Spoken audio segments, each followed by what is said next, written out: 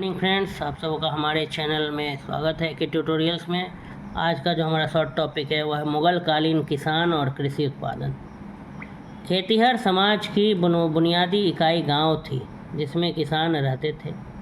किसान साल भर अलग अलग मौसम में वो तमाम काम करते थे जिससे फसल की पैदावार होती थी, जैसे कि ज़मीन की जुताई, बीज बोना और फसल पकने पर उसकी कटाई।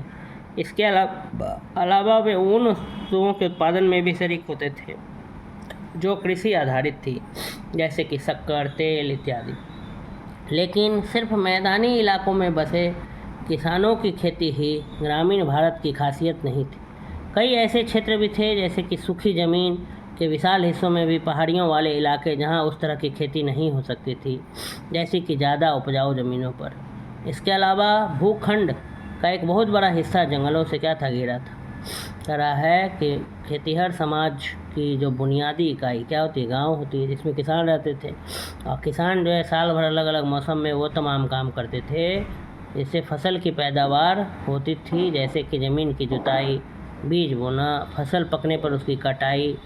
इसके अलावा वे उन वस्तुओं के उत्पादन में भी शरीक होते थे, शामिल होते थे जो कृषि आधारित थी, जैसे कि चीनी, तेल इत्यादि। लेकिन सिर्फ मैदानी इलाकों में बसे किसानों की खेती ही ग्रामीण भारत की खासियत नहीं थी। कई ऐसे भी क्षेत्र थे, जैसे कि सूखी ज़मीन के विशाल हिस्सों में, फिर पहाड़ियों वाले इलाके जहाँ उस तरह की खेती नहीं हो सकती थी, जैसा कि ज़्यादा उपजाऊ ज़मीनों पर।